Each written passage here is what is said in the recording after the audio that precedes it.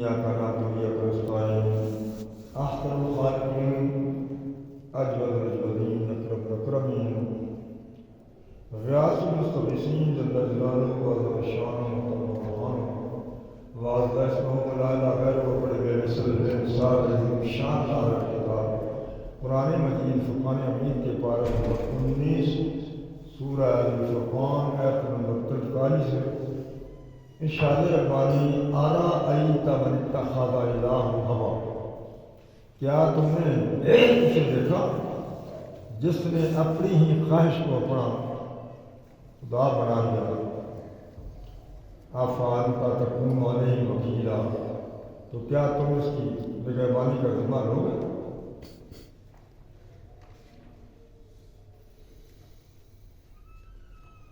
أَمْ تَحْسَبُ أَنَّ أَكْثَرَهُمْ يَسْمَعُونَ وَيَعْقِلُونَ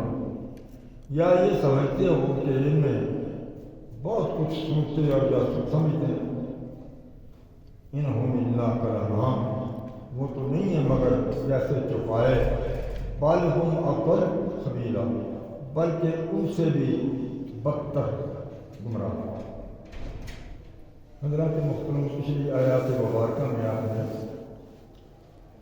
مشرکین مکہ کا حضور سید عالم حضور عالم صلی اللہ علیہ وسلم کے بارے میں کہنا کہ یہ ایسے ہیں کہ جو ان کی باتوں کو سنتا ہے وہ متاثر ہوتا ہے اور یہ تو ہم لوگوں کو بھی انہوں نے بہکا دینا تھا لیکن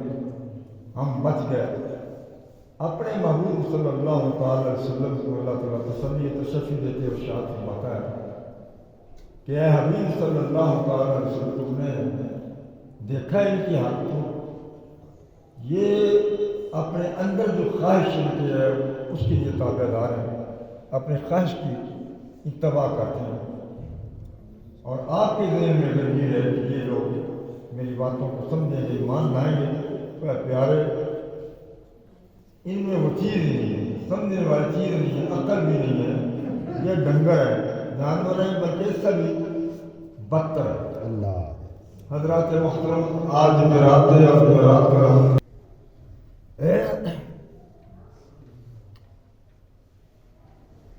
صاحب تفسیر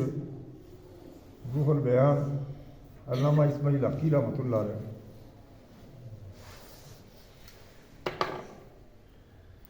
حضرت سیدنا عبداللہ بن عباس رضی اللہ تعالیٰ عنہما کا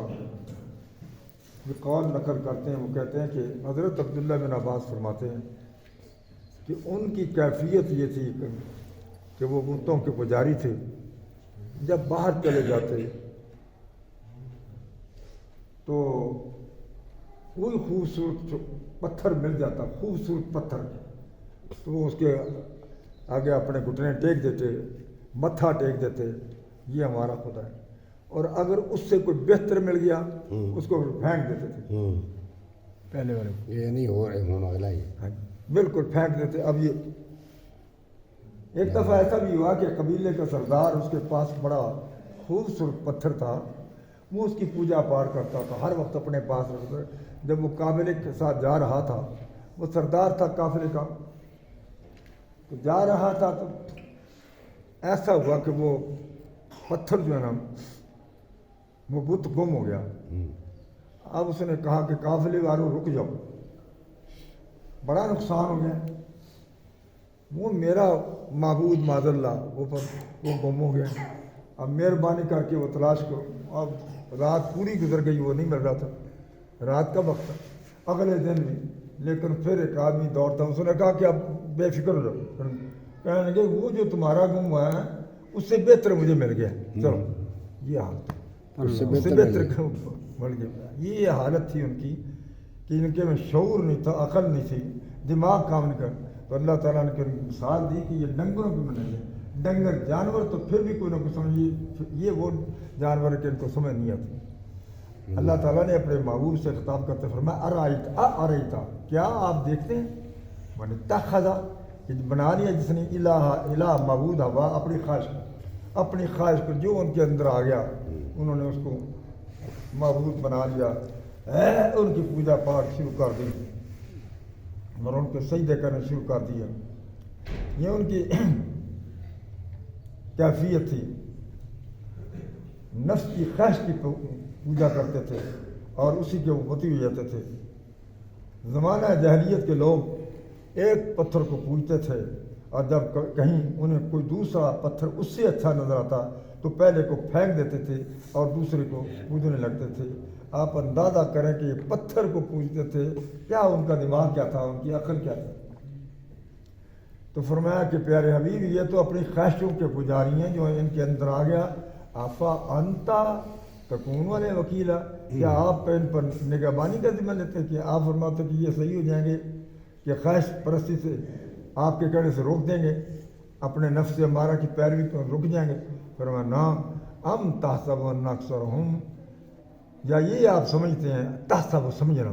अम का मना या समझते हैं आप, अन्ना बेशक कि अक्सर उनके यसमाउन और या खनून वो सुनते हैं या समझते हैं। यानी आपके अगर ज़हन में ये बात आती है कि वो जब मेरी बात को समझेंगे तो शिद्दत इनाद की वजह से ना तो वो आपकी बात को सुनते हैं, ना आपके मुंह से निकले हुए दलाइल उनको कबूल करते हैं, और ना आपके मुंह से बराहीन जो निकलते हैं ना उसको कबूल करते हैं, ना आपके मुइज़ात को देखकर इतने बड़े आसान चीज़ें हजूर दिखा रहे हैं, लेकिन इसके बावजूद वो इतने बहरे और इतने नासमझ बने हुए हैं। फरमाया चौपाए इन हम, नहीं है वो, ये इन नाफिया है, नहीं है वो, इल्ला मगर कल अनाम, जैसे चौपाए जानवर बल हम अदल सबीला, बल्कि ये तो उससे भी गुमराह हैं, उनसे भी बदतर है कि जानवर में काम मत कहूँ, जानवर जितने भी हैं ना वो अपने रब की तस्वीर तो बयान करते हैं, अपने रब को तो पहचानते हैं। जो उन्हें खाने को दे उसके मती रहते हैं, जिसने खाने को दे दिया आप दे सकते। आपके घर में कुत्ता एक दिन आ गया, आपने उसको रोटी डाल दी, वो दूसरे दिन आ जाएगा, फिर वो जाना ही छोड़ देगा, वो इधर रहे। इसका नाम इताअत है, ताबेदारी। लेकिन ये इसी तरह डंगर जानवर, आप जिसको सुबह के वक्त सबसे पहले चारा डालते हैं तो वो भैंस आपको देख कर कहती, वो ऐसे मुँह हिलाती, मुझे ऐलान करती कि मैं आपकी ताबेदार हूँ। तो वो लोग भी यानी जानवर भी एहसान करने वाले को पहचानते हैं, इसने मुझे चारा डाला था, इसने मुझे पानी पिलाया था, और वो पहचानते। और यही वजह है कि आपने अक्सर देखा कि ज़मींदार जब अपने भैंस के नीचे बैठते तो पहले प्यार करते हैं और फिर वो सर को हिलाती कि आजा। तो यानी उनमें इताअत का जज्बा है। और अल्लाह ताला की को भी पहचानते जानवर, कोई ऐसा जानवर नहीं कि जो अल्लाह ताला की तस्वीर बयान करता हूँ। और फिर इतने मोती हैं कि एहसान करने वाले को पहचानते हैं और तकलीफ़ देने वाले से घबराते हैं कि अगर किसी ने वो भाग जाएगा, जानवर ने करीब नहीं आएगा। नाफे की तलब करते हैं, नुकसान से बचते हैं, चरागाहों की राहें जानते हैं। वो खुद सुबह के टाइम वहाँ पहुँच जाएंगे जहाँ से उन्हें चारा मिलता है। लेकिन ये कुफ़ार इनसे भी बदतर है कि ना रब की इताअत करते हैं, ना अल्लाह ताला की इताअत करते हैं, ना उसके एहसान को ही पहचानते हैं, बल्कि शैतान की पैरवी करते हैं और ऐसे काम करते हैं जिसमें शैतान राजी जाए। तो फरमाया ना सवाब जैसी अजीमुल मनफत चीज़ के तालिब हैं, ना अजाब जैसे सख्त बुजुर्ग के, बल्कि ये उनसे भी डंगर हैं, सभी बदतर हैं। बल हम अदल, बल्कि उससे भी ज़्यादा ज़लील रसूल हैं। तो ये कैफियत उनकी है कि जानवर से भी बदतर है। जानवर इताअत कर लेते हैं, मालिक को पहचानते हैं, लेकिन उसी मालिक का खा कर उसी की नाफरमानी ये लोग करते हैं। बाकी इंशाअल्लाह आइंदा